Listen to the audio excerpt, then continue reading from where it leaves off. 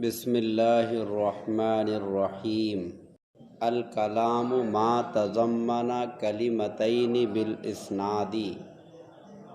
کلام وہ لفظ ہے جو دو کلموں کو اسناد کے ساتھ شامل ہو۔ ولا یتأتی ذالک، اور کلام حاصل نہیں ہوتا ہے، ذالک کا مشار الیہ کلام، اور کلام حاصل نہیں ہوتا ہے مگر دو اسموں میں، الا فی اسمینی، دو اسموں میں یا ایک اسم اور ایک فعل میں۔ مصنف علیہ الرحمہ کلمہ کے بیان سے فارغ ہونے کے بعد یہاں سے کلام کو بیان فرما رہے ہیں۔ کلام کے لغوی معنی ہے ما یتکلم بہ قلیلا کان او کثیرا، یہ ہے لغوی معنی۔ ما یتکلم بہ، جس کے ذریعے سے تکلم کیا جائے، قلیلا کان او کثیرا، چاہے وہ تھوڑا ہو یا زیادہ ہو۔ اصطلاحی تعریف کتاب میں موجود ہے، یہ تو لغوی تعریف ہے۔ اصطلاحی تعریف خود کتاب میں ہے، ما تضمن کلمتین بالاسناد، یہاں تک۔ کوئی پوچھے کہ صاحب کلام کی اصطلاحی تعریف بتاؤ، تو یہی بتانا ہے، ما تضمن کلمتین بالاسناد، کہ کلام وہ لفظ ہے جو دو کلموں کو اسناد کے ساتھ شامل ہو۔ یہاں پر ایک اعتراض ہے۔ اعتراض یہ ہے کہ مصنف نے الکلام کہا، والکلام کیوں نہیں کہا؟ سمجھ میں آئی بات؟ واو لے کر آتے اور والکلام کہتے تو والکلام کیوں نہیں کہا؟ یہ اعتراض ہے۔ اس کا جواب یہ ہے کہ اگر واو لے کر آتے تو کلام ہوتا معطوف، اور کلمہ جو پہلے آیا ہے وہ ہوتا معطوف علیہ۔ معطوف علیہ معطوف میں کون اصل ہوتا ہے؟ معطوف علیہ اصل ہوتا ہے، اور معطوف فرع ہوتا ہے۔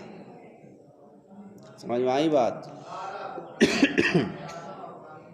تو جب حرف عطف واو لے کر آتے تو کلمہ معطوف علیہ ہوتا، وہ اصل ہوتا۔ تو کون اصل ہے کون فرع ہے، اس سلسلے میں تین مذاہب ہیں۔ بعض حضرات کی رائے یہ ہے کہ کلمہ اصل ہے، کلام فرع ہے۔ بعض حضرات اس کا الٹا کہتے ہیں، دوسرا مذہب ہے وہ کہ کلام اصل ہے، کلمہ فرع ہے۔ ایک تیسرا مذہب ہے، وہ کہتے ہیں کہ دونوں اصل ہیں، کلمہ بھی اصل اور کلام بھی اصل۔ تینوں کی اپنی اپنی دلیلیں ہیں۔ جو حضرات کہتے ہیں کہ کلمہ اصل ہے، وہ کہتے ہیں کہ کلمہ محتاج الیہ ہے اور کلام محتاج ہے۔ محتاج الیہ اور محتاج میں اصل ہوتا ہے محتاج الیہ، اسی لیے کلمہ اصل ہے۔ کلمہ محتاج الیہ کیسے ہوا؟ کیونکہ کلام اپنے وجود میں محتاج ہوتا ہے کلمہ کا، بغیر کلمے کے کلام نہیں ہوگا۔ تو کلام محتاج ہوا کلمے کا، کلام ہوا محتاج، تو کلمہ کیا ہوا؟ محتاج الیہ، اور محتاج الیہ اصل ہوتا ہے، لہذا کلمہ کیا ہو گیا؟ اصل۔ جو حضرات کہتے ہیں کہ کلام اصل ہے، ان کی دلیل یہ ہے کہ کلام سے پوری بات سمجھ میں آ جاتی ہے، کلمہ سے پوری بات سمجھ میں نہیں آتی۔ سمجھ میں آئی بات؟ اس لیے انہوں نے کہا کہ کلام اصل ہے۔ تیسری جماعت جنہوں نے کہا تھا دونوں اصل ہے، تو ان کے یہاں کوئی مسئلہ ہی نہیں، دونوں اپنی جگہ اصل ہیں۔ اب اس کے بعد ہے الکلام ما. لفظ ما، یہ ما موصولہ بھی ہو سکتا ہے، ما موصوفہ بھی ہو سکتا ہے. اگر ما موصولہ ہوگا تو الذی کے معنی میں ہوگا، اور اگر ما موصوفہ ہوگا یعنی موصوف کے درجے میں ہوگا تو یہ لفظن کے معنی میں ہوگا. کس کے معنی میں؟ لفظن. ما سے 3 چیزیں مراد لے سکتے ہیں. ما سے آپ لفظ مراد لے سکتے ہیں، ما سے آپ کلام مراد لے سکتے ہیں، اور ما سے آپ شے مراد لے سکتے ہیں. کلام اگر شے مراد لیں تو ترجمہ ہوگا کلام وہ شے ہے جو 2 کلموں کو شامل ہو، اور اگر کلام مراد لیں گے ما سے تو ترجمہ ہوگا کلام وہ کلام ہے جو 2 کلموں کو شامل ہو، اور اگر لفظ مراد لیں گے تو ترجمہ ہوگا کلام وہ لفظ ہے جو 2 کلموں کو شامل ہو. مگر ان تینوں میں سے ایک صحیح ہے، 2 باطل ہے. آپ شے مراد نہیں لے سکتے. اگر ما سے مراد شے لیں گے تو شے عام ہے، شے کا اطلاق تمام چیزوں پر ہے. سمجھ میں آئی بات؟ اور یہ جن سے بعید کے درجے میں ہے. کلام کے لیے جن سے بعید کے درجے میں ہے، حالانکہ تعریف ہوتی ہے جن سے قریب کے ذریعے، جن سے قریب اور فصل قریب کے ذریعے. سمجھ میں آئی بات؟ اگر شے مراد لے لیں گے تو تعریف ہو جائے گی جن سے بعید کے ذریعے سے، جو کہ صحیح نہیں ہے، کیونکہ تعریف میں کیا ہوتا ہے؟ جن سے قریب اور فصل قریب، جن سے قریب اور فصل قریب کے ذریعے سے تعریف ہوتی ہے، جن سے بعید کے ذریعے سے تعریف نہیں ہوتی. اسی لیے شے مراد نہیں لے سکتے. کلام اگر مراد لیں گے تو خرابی لازم آئے گی. اس صورت میں معرف اور معرف کا اجتماع لازم آئے گا. کیا لازم آئے گا؟ ما سے مراد آپ نے لے لیا کلام تو ترجمہ ہوگا کلام وہ کلام ہے. دیکھو الکلام معرف ہے، اس کی تعریف کی جا رہی ہے، اور ما تضمنہ کلمتین یہ معرف ہے، اور ما سے مراد بھی آپ نے لے لیا کلام تو معرف بھی کلام معرف بھی کلام دونوں ایک ہی ہو گئے، تو معرف اور معرف کا اجتماع ہو گیا. یہ درست نہیں. پتہ چلا کہ کلام بھی مراد نہیں لے سکتے. تو تیسری صورت بچ گئی کیا؟ لفظ. لفظ مراد لے سکتے ہیں، اس لیے کہ لفظ کلام کے لیے جن سے قریب کے درجے میں ہے. کس کے درجے میں؟ جن سے قریب کے درجے میں. تو اب تعریف ہو جائے گی جن سے قریب اور فصل قریب کے ذریعے سے. اس کے بعد آگے لفظ ہے تضمنہ. مصنف نے تضمنہ کہا، ترکبہ کیوں نہیں کہا؟ سمجھے کہ نہیں سمجھے؟ تضمنہ کہا، ترکبہ کیوں نہیں کہا؟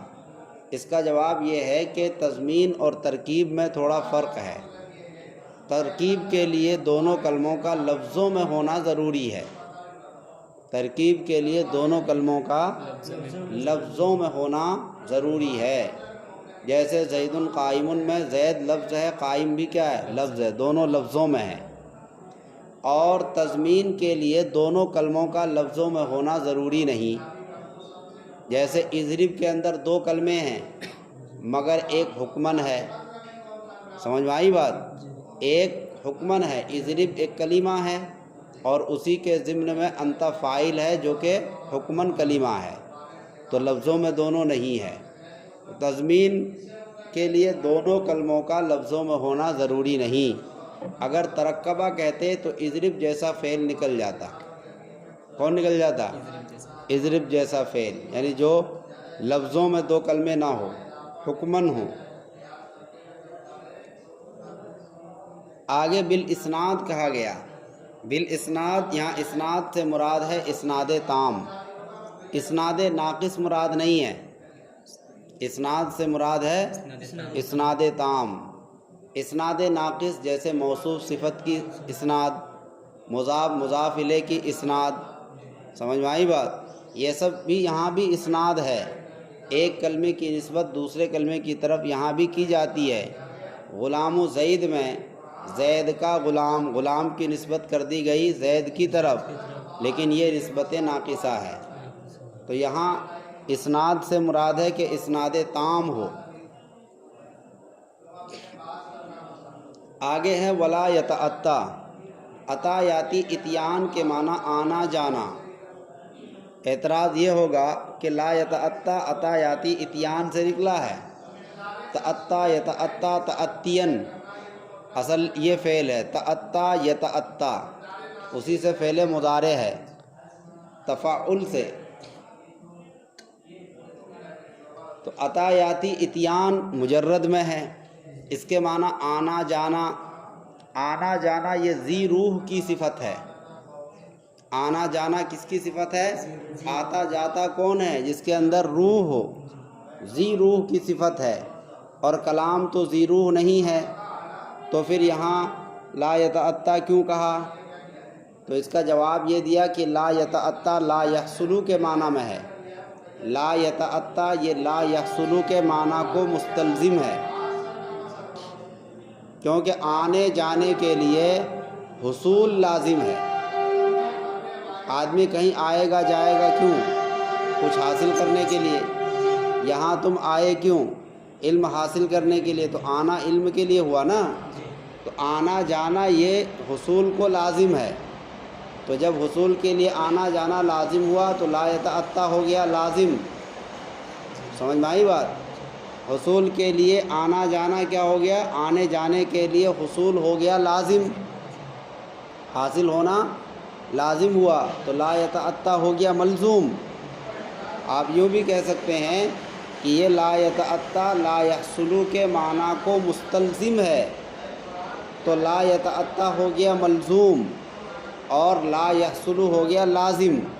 تو لازم بول کر ملزوم بول کر یہاں پر لازم مراد لیا گیا، اسی کو کہتے ہیں کنایا۔ ملزوم بول کر لازم مراد لینا یا لازم بول کر ملزوم مراد لینا، اس کو کنایا کہتے ہیں۔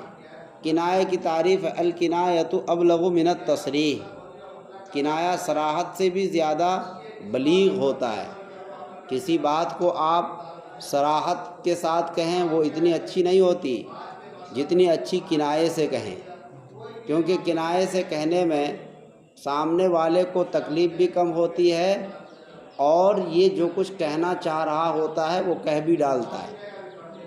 اگر آپ کسی کو صاف لفظوں میں گالی دیں تو برا مان جائے گا، لیکن الفاظ کنائی کے ذریعے سے گالی دیں تو برا نہیں مانے گا، لیکن آپ کا کام بن جائے گا۔ کام ایسے بھی بن رہا ہے، اور صریح الفاظ میں بولنے سے بھی کام بنے گا، مگر اس وقت سامنے والا ناراض ہو جائے گا۔ اس لیے کہا گیا الکنایۃ ابلغ من التصریح، کنایا جو ہے صراحت سے زیادہ بلیغ اور بہتر ہے۔ ولا یتعطا ذالک، اب ذالک پر بحث ہوگی کہ ذالک کا مشار الیہ کون ہے۔ ذالک کا مشار الیہ تین چیزوں کو مان سکتے ہیں۔ نمبر ایک اسناد، نمبر دو ما، یہ جو ما تضمنہ میں ما ہے، ما کے ضمن میں لفظ ہے، سمجھ میں آئی بات؟ یا شے مراد لے لیں، شے۔ اور تیسری چیز ہے الکلام، تیسری چیز کیا ہے؟ الکلام۔ تو ذالکہ کا مشار الیہ اسناد کو نہیں بنا سکتے، کیونکہ مقصد کے خلاف لازم آئے گا۔ یہاں مقصد تو کلام کو بیان کرنا ہے، اسناد کو تھوڑی۔ اور ذالکہ کا مشار الیہ ما کو بھی نہیں مان سکتے، ما سے مراد لفظ ہے، تو یہاں لفظ کو بیان کرنا مقصود نہیں ہے، یہاں تو کلام کو بیان کرنا مقصود ہے، یہ بھی مقصد کے خلاف ہوگا۔ تو اب تیسری شکل بچ گئی کہ ذالکہ کا مشار الیہ کون ہو؟ کلام۔ تو اس صورت میں ظرفیت الشیء لنفسہ لازم آتا ہے، کیوں کہ لا یتعطا اس کی ضمیر کا مرجع ہے کلام، سمجھ میں آئی بات؟ اور ذالکہ کا مشار الیہ بھی کیا ہے؟ کلام۔ نہیں، یہ ذالکہ جو ہے، یہ ذالکہ ہی کو اگر فاعل مان لیں تو اب ضمیر ماننے کی کوئی ضرورت نہیں۔ ولا یتعطا ذالکہ، اور کلام حاصل نہیں ہوتا ہے تو ذالکہ فاعل بن گیا، تو ذالکہ سے مراد ہو گیا کلام۔ اور آگے الا کے بعد جو ہے فی اسمینی، دو اسم مل کر کیا بنے گا؟ کلام، دو اسم مل کر کیا بن جائے گا؟ کلام۔ اسی طریقے سے ایک اسم اور ایک فعل، جیسے ضرب زید، یہ بھی کیا ہے؟ کلام۔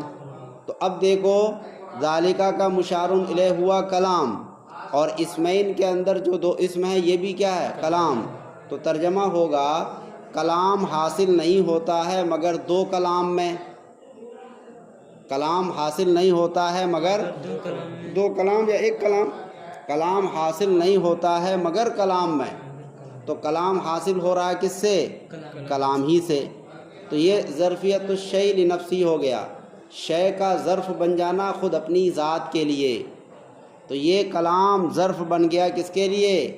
اپنی ذات کے لیے، کیونکہ کلام کو حاصل کیا جا رہا ہے کلام ہی سے۔ تو ایک کلام دوسرے کلام کے لیے ظرف اور برتن کی طرح بن گیا، اور اسی سے گویا کہ وہ اپنی ذات ہی سے کلام کو نکال رہا ہے، یہ ناجائز ہے۔ ظرفیت الشیء لنفسی کیا ہے؟ ناجائز ہے۔ اس کا جواب یہ ہے کہ ذالکہ کا مشار الیہ ہے کلام، وہاں کلام سے مراد عام کلام ہے، وہاں کلام سے مراد عام کلام ہے، اور اسمین یا او اسمن و فعلن سے جو کلام مراد ہے یہ خاص کلام ہے۔ کون سا کلام ہے؟ خاص۔ تو وہ والا کلام ہو گیا عام، اور یہ والا کلام ہو گیا خاص۔ اب ظرفیت الشیء لنفسہ ہی لازم نہیں آئے گا، سمجھ میں آ گئی بات؟ اب ظرفیت الشیء لنفسہ لازم نہیں آئے گا۔ یہاں ایک اعتراض ہے کہ کلام کی مصنف نے تقسیم کی ہے دلیل حصر کے ساتھ، ولا یتأتی کے ذریعے سے کلام کو تقسیم کیا ہے، ولا یتأتی کے ذریعے، اس عبارت کے ذریعے کیا کیا؟ کلام کی تقسیم کی۔ تو سوال یہ ہے کہ کلام کو انہوں نے دلیل حصر کے ساتھ کیوں تقسیم کیا؟ کیونکہ الا کے ذریعے سے اور او کے ذریعے سے تقسیم کیا ہے۔ کلام حاصل نہیں ہوگا دو اسموں میں یا ایک اسم اور ایک فعل میں، تو یہاں الا اور او کے ذریعے سے، یعنی دلیل حصر کے ذریعے سے لا اور الا لے کر آئے اور او لے کر آئے، سمجھ میں آئی بات؟ تو دلیل حصر کے ذریعے سے کلام کی تقسیم کیوں کی؟ اس کا جواب یہ ہے کہ کلام کے اندر 6 قسموں کا احتمال تھا۔ کتنے قسموں کا؟ 6 قسموں میں سے 4 کی نفی کرنی تھی اور 2 کو ثابت کرنا تھا، اسی لیے انہوں نے دلیل حصر کے طور پر تقسیم کی۔ کس طرح 6 قسمیں کس طرح بنیں گی؟ 2 اسم، 2 فعل، 2 حرف۔ ایک قسم 2 اسم، اور ایک قسم ہے 2 فعل، اور ایک قسم ہے 2 حرف۔ کتنی قسمیں ہو گئی؟ ارے 3 ہوئی نا۔ 2 اسم ملا کر ایک قسم، 2 فعل ملا کر ایک قسم، 2 حرف ملا کر ایک قسم، تو کتنی قسمیں ہوئی؟ 3 ہو گئی۔ اب ملاؤ، ایک اسم ایک فعل، ایک اسم ایک فعل، کتنی قسمیں ہو گئی؟ 4۔ اب ملاؤ ایک فعل ایک حرف، کتنی قسمیں ہو گئی؟ 5۔ اب ملاؤ ایک اسم ایک حرف، کتنی قسمیں ہو گئی؟ 6۔ تو یہ 6 قسمیں ہیں کلام کی، سمجھ میں آئی بات؟ 6 میں سے 4 باطل ہیں، صرف 2 صحیح ہیں۔ جہاں پر مسند اور مسند الیہ ہوگا وہی کلمہ کلام بن سکتا ہے، وہی کیا بنے گا؟ کلام۔ اب آپ غور کیجئے، 2 اسم، یہ صحیح ہے غلط ہے؟ صحیح ہے، کیونکہ اس میں ایک مسند الیہ ہوگا ایک مسند ہوگا، اسم مسند اور مسند الیہ دونوں ہوتا ہے۔ 2 فعل، یہ صحیح نہیں ہے، تو 2 فعل میں ایک مسند ہوگا اور مسند الیہ کہاں ہے؟ لہذا وہ نہیں ہو سکتا۔ تو 2 فعل باطل، 2 حرف بھی باطل، اس لیے کہ وہاں کچھ بھی نہیں ہے۔ اس کے بعد ایک اسم ایک فعل، یہ ٹھیک ہے کیونکہ یہاں مسند اور مسند الیہ دونوں ہے۔ اس کے بعد ایک فعل ایک حرف، یہ صحیح نہیں ہے کیونکہ یہاں مسند ہے مسند الیہ نہیں ہے۔ اس کے بعد ایک اسم ایک حرف، یہ بھی غلط ہے اس لیے کہ یہاں مسند الیہ ہے لیکن مسند نہیں ہے۔ تو 4 قسمیں باطل ہو گئیں، کتنی قسم بچی؟ 2۔ دو قسم کون ہے؟ دو اسم، ایک اسم اور ایک فعل۔ یہ دونوں صحیح ہیں، باقی چاروں کے چاروں باطل ہیں۔ حرف کے ذریعے سے کلام حاصل نہیں ہوتا۔ تو معترض کہتا ہے کہ یا زیدوں میں دیکھو یا حرف ہے اور زید اسم ہے، اس کو کلام بولا جاتا ہے؟ تو اس کا جواب بالکل مشہور ہے کہ یا ادعو کے معنی میں ہے۔ یا حرف ندا کس کے معنی میں ہے؟ ادعو کے معنی میں ہے، اور ادعو فعل ہے، مسند ہے، لہذا آپ کا اعتراض ختم ہو گیا۔ ایک بات اور ہے، اسناد سے مراد یہاں اسناد اصلی ہے، اسناد ناقص نہیں ہے، لہذا مضاف مضاف الیہ موصوف صفت یہ سب خارج ہو جائیں گے۔ ایک بات ہے کہ کلام اور جملہ میں کیا فرق ہے؟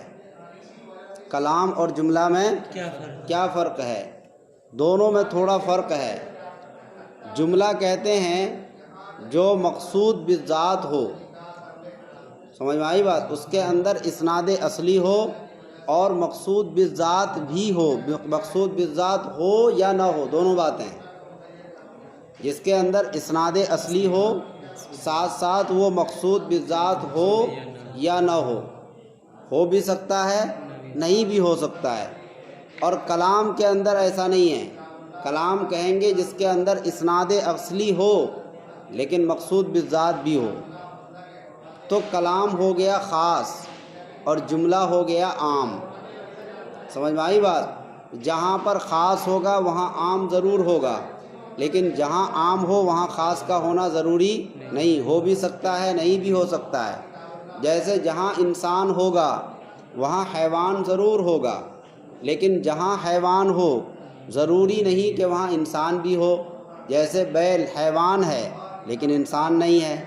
دیکھو حاشیہ نمبر 7 میں لکھا ہے الفرق بین الجملۃ والکلام، جملہ اور کلام کے درمیان فرق یہ ہے ان الجملۃ ما تضمن الاسناد الاصلیہ، کہ جملہ وہ کلام ہے جو اسناد اصلی کو شامل ہو، سواء کانت مقصودۃ لذاتھا اولا، برابر ہے کہ وہ مقصود بالذات ہو یا مقصود بالذات نہ ہو۔